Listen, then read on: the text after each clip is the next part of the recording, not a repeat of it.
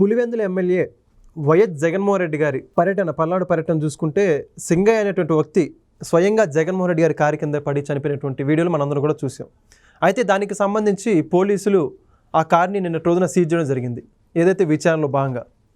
దీని గురించి వైఎస్ఆర్సీపీ శ్రేణులు నాయకులు కొంతమంది మాట్లాడుతూ జగన్మోహన్ రెడ్డి గారి మీద కక్ష సాధింపు చర్యలు భాగంగానే ఆయన కార్ని సీజ్ చేశారు.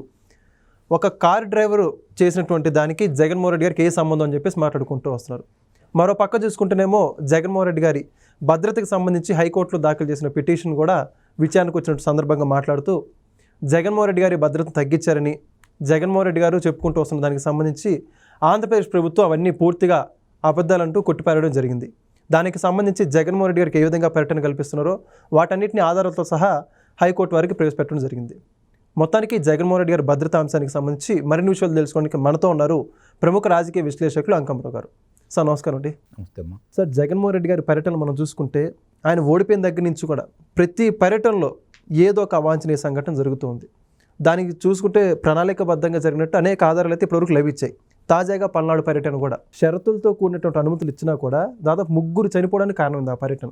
దానికి సంబంధించి ఏమాత్రం చింతించకుండా ఇంకా ప్రభుత్వ వైఫల్యం ఉందని చెప్పేసి భద్రత తగ్గించారు అని ప్రభుత్వం మీద దుమ్మేస్తూ పోతున్నటువంటి పరిస్థితి. దాని మీద విచారణ జరుపుతూ అందులో భాగంగా ఆయన కారు సీజ్ చేస్తే బయటికి జగన్మోహన్ రెడ్డి వస్తే భయపడుతుంది కూటమి ప్రభుత్వం, జనాదరణ చూసి ఓరవలేక ఆయన బయటికి వెళ్ళకూడదనే కారు సీజ్ చేశారని చెప్పేసి చెప్పుకుంటూ వస్తున్నారు. ఏంటంటే నిజంగా కక్ష సాధింపంటారా? ఇప్పుడు ఆ వాహనాన్ని ఆయన పేరు మీద లేదు, మామూలుగా వేరే వాళ్ళ పేరు మీద ఉంది. దాన్ని వాళ్ళ ఓఎస్టీడీకి సంబంధించిందని చెప్పి చెబుతున్నారు. ఇక్కడ గమనించుకోవాల్సిన ఏంటంటే జగన్మోహన్ రెడ్డికి ప్రస్తుతం 56 మంది భద్రత ఉంది. మామూలుగా బయటికి ఎక్కడైనా వెళ్తుంటే వాళ్ళు చూసుకుంటూ ఉంటారు. ఏదన్నా పర్యటన ఏదన్నా ఉండే సందర్భంగా ఆ సభ కావచ్చు, లేకపోతే ఏదైనా గ్రామానికి వెళ్తే ఆ గ్రామంలో అక్కడికే వెళ్తానని చెబుతాడు కాబట్టి మధ్యలో అవుతానని చెబితే అక్కడ కూడా ఏర్పాటు చేస్తారు. పార్టీలను అక్కడ కూడా ఏర్పాటు చేస్తారు. కానీ వాళ్ళు వెళ్ళేటప్పుడు చెబుతారు మేము అక్కడికే వెళ్తున్నాము అని చెప్పని. అక్కడికి వెళ్తున్నామని మాత్రమే అనుమతి తీసుకుంటారు. కాబట్టి ఏదైతే గమ్యస్థానం ఉంటుందో అక్కడ ఏర్పాట్లు చేస్తారు. మొన్న కూడా జరిగింది అది. మధ్యలో ఈయన ఆగుతాడని కానీ, ఈ ప్రదర్శన చేస్తాడని కానీ, సింగయ్యని చంపేస్తాడని కానీ ప్రభుత్వానికి అయితే తెలియదు కదా. తెలిస్తే అతనే రక్షిస్తారుగా, నీ చేతులు ఎందుకు జావనిస్తారు? ఇది గమనించుకోవాలి కదా. శ్రేణులు కావచ్చు, జగన్మోహన్ రెడ్డి కావచ్చు, వందిమాగతులు కావచ్చు, మాజీ మంత్రులు కావచ్చు, శాసనసభ్యులు కావచ్చు, మాట్లాడే వాళ్ళందరూ కూడా గమనించుకోవాల్సిన అవసరం ఏంటంటే మీ చేతుల్లో వీళ్ళు చనిపోతారని కనుక ప్రభుత్వానికి తెలిస్తే వాళ్ళని ప్రభుత్వం రక్షించిద్ది, మీరు ఆ దగ్గర కూడా వెళ్లకుండా చేసిద్ది. కానీ అలా చెప్పట్లేదు కదా మీరు. ఈరోజు ఎంతమంది చనిపోయినా పర్లేదు, రాష్ట్రం ఏమైపోయినా పర్లేదు, జగన్మోహన్ రెడ్డికి ఒక్కడిని దృష్టిలో పెట్టుకొని అతని కోసం రాష్ట్రంలో అల్లకల్లోలం సృష్టించాలని ప్రయత్నం చేస్తుంది వైఎస్ఆర్సీపీ పార్టీ. ఈరోజు ప్రజలను రెచ్చగొడుతుంది, వాళ్ళ శ్రేణులను రెచ్చగొడుతుంది జగన్మోహన్ రెడ్డి. దానికి వంత పాడుతుంది వాళ్ళ పార్టీ మాజీ మంత్రులు, శాసనసభ్యులు, నాయకులు, అలాగే సజ్జల రామకృష్ణారెడ్డి. ఇది బాగా గమనించుకోవాలి.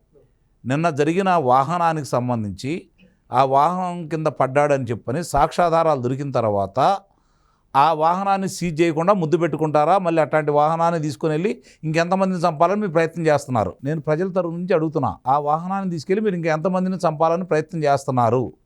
ఒక వ్యక్తిని చంపడానికి కారకమైనటువంటి వాహనాన్ని అదుపులో తీసుకుంటే మీకు వచ్చిన నష్టం ఏంటి, కష్టం ఏంటి? దానికి ముందు సమాధానం చెప్పండి. మీ నాయకుడే ఒప్పుకున్నాడు కదా, నేను వెనక్కి తిరిగి వచ్చేటప్పుడు మాత్రమే నాకు తెలిసిందని.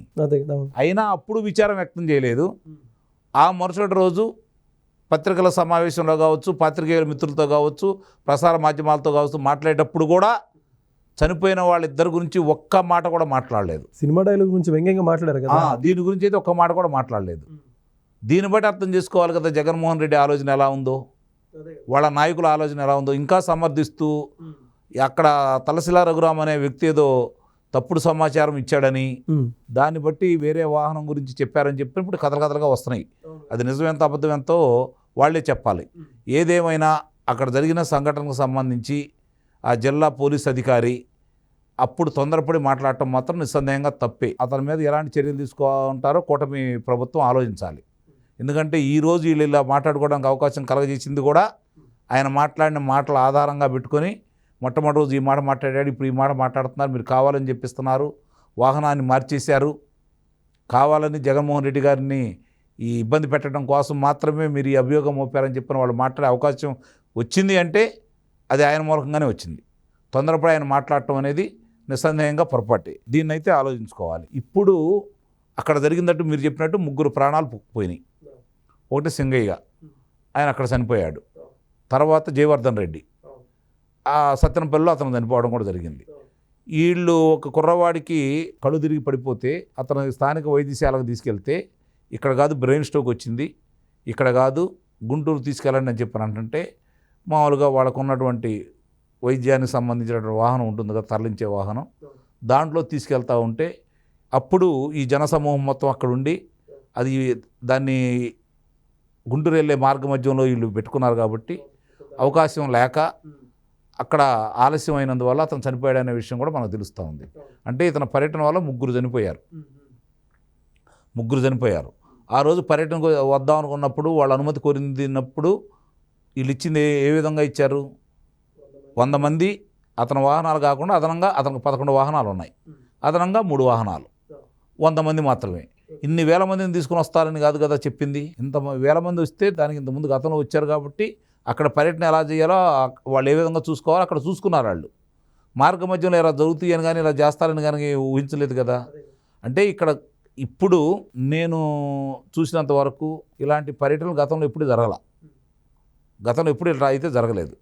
ఇతను కావాలని ఇప్పుడు అధికారం కోల్పోయిన తర్వాత ఇప్పుడు కావాలని చేస్తున్నాడు, అందులో మాత్రం ఎలాంటి సందేహం కూడా ఏం లేదు. ఇలాంటి పర్యటన జరిగేటప్పుడు అలా వీరంగం చేస్తున్నటువంటి పిల్లలు ఉన్నారు చూడండి, ఎవరైనా కావచ్చు, ఆ పిల్లల్ని అందరినీ అదుపులో తీసుకొని వాళ్ళ రక్త నమూనాలు కనుక పరీక్షలు చేపిస్తే అందుట్లో మారక ద్రవ్యాలు ఉంటే ఎక్కడి నుంచి వచ్చినాయి, ఎవరు అందజేశారు, తీసుకున్నందుకు వాళ్ళని శిక్షార్హులు చేస్తూ ఎవరు వాళ్ళకి సరఫరా చేశారు వాళ్ళను కూడా విచారించేసి వాళ్ళని కూడా కారాగారంలో పెట్టే అవకాశం మాత్రం నిస్సందేహంగా తీసుకోవాలి వీళ్ళు. అప్పుడు కానీ దీనికి అడ్డుకట్టబడదు. 3-4 చోట్ల కనుక అలా వీరంగం చేసే వాళ్ళని అదుపులో తీసుకొని రక్త నమూనాలు పరీక్షలు చేస్తే అందుట్లో మారక ద్రవ్యాలు తీసుకుంటున్నారన్న సంగతి తెలిస్తే అది చాలా పెద్ద నేరం కాబట్టి దానికి సంబంధించి ఎక్కడి నుంచి వాళ్ళు తీసుకున్నారు అది కూడా విచారించి దానికి బాధ్యులైన వాళ్ళని కూడా కారాగారంలో పెడితే మాత్రం ఇది అదుపాజ్ఞంలో ఉంటుందని అయితే మాత్రం నేను భావిస్తున్నాను.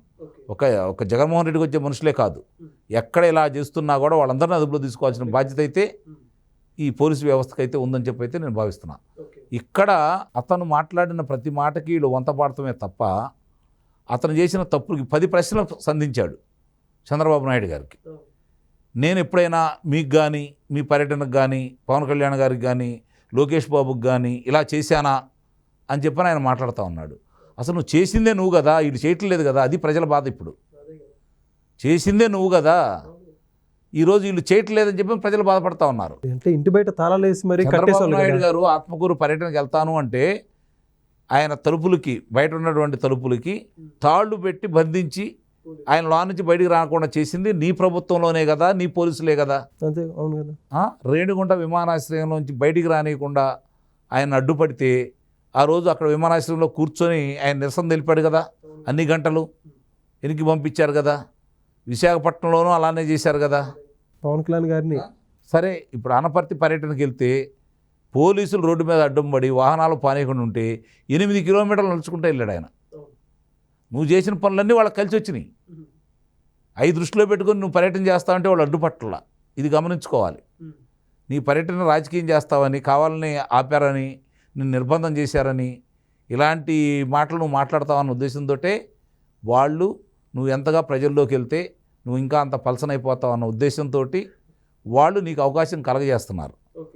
అది వాళ్ళు కలగజేస్తున్న దానికి శ్రేణుల్లో ఇబ్బందిగా ఉండ వాళ్ళకి, చూస్తున్నటువంటి ప్రజలకు కూడా ఇబ్బందిగా ఉన్నా కూడా ఓ రకంగా అంటే ఇప్పుడు 3 ప్రాణాలు పోయింది కాబట్టి మనం బాధపడుతున్నాం. కానీ వాస్తవంగా అతను ఎన్నిసార్లు పర్యటన చేసి ప్రజలకు మధ్యకి వచ్చి మాట్లాడిన ప్రతిసారి కూడా వాళ్ళ వైఫల్యాలు బయటపడతా ఉన్నాయి, వాళ్ళు చేసిన తప్పులే బయటపడుతున్నాయని మాత్రం గమనించుకోవాలి.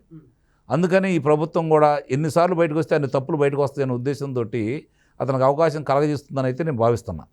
ఒకటి, మన జరిగిన సంఘటన బాధాకరమైన సంఘటనే కాకుండా మళ్ళీ పునరావృతం కాకుండా చూసుకోవాల్సిన బాధ్యత మాత్రం నిస్సందేహంగా కూటమి ప్రభుత్వం మీద ఉంది. ఇప్పుడు మీరు 11-3-14 వాహనాలకు అనుమతి ఇచ్చారు.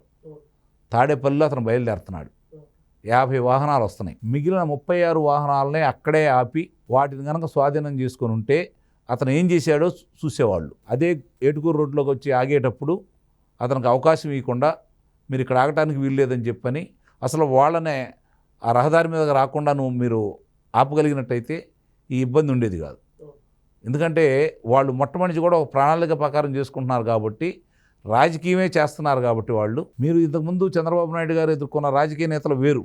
చెన్నారెడ్డి గారు కావచ్చు, జనార్దన్ రెడ్డి గారు కావచ్చు, అంజీ గారు కావచ్చు, కోట్ల విజయభాస్కర్ రెడ్డి కావచ్చు, మరి వాళ్ళందరూ కూడా మరి తర్వాత వచ్చినటువంటి రాజశేఖర రెడ్డి కావచ్చు, మరి కిరణ్ కుమార్ రెడ్డి గారు కావచ్చు, లేకపోతే రోసీ గారు కావచ్చు, వీళ్ళందరూ కూడా రాజకీయం కొంత రాజశేఖర రెడ్డి గారు చేసినా ఎంతో కొంత రాజకీయంగా ఎదుర్కొన్నాడు చంద్రబాబు నాయుడు గారు.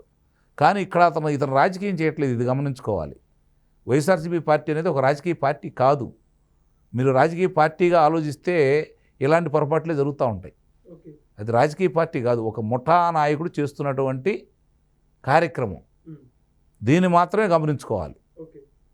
కాబట్టి జరుగుతున్న పరిణామాలన్నీ కూడా అతను ఒక ప్రణాళికబద్ధంగా వెళ్తున్నాడు కాబట్టి ఇలాంటి పునరావృతం కాకుండా ఉంటే రాష్ట్రానికి చాలా మంచిది. ఇది మాత్రం కూటమి ప్రభుత్వం పెద్దలు గమనించారని అయితే నేను భావిస్తున్నాను.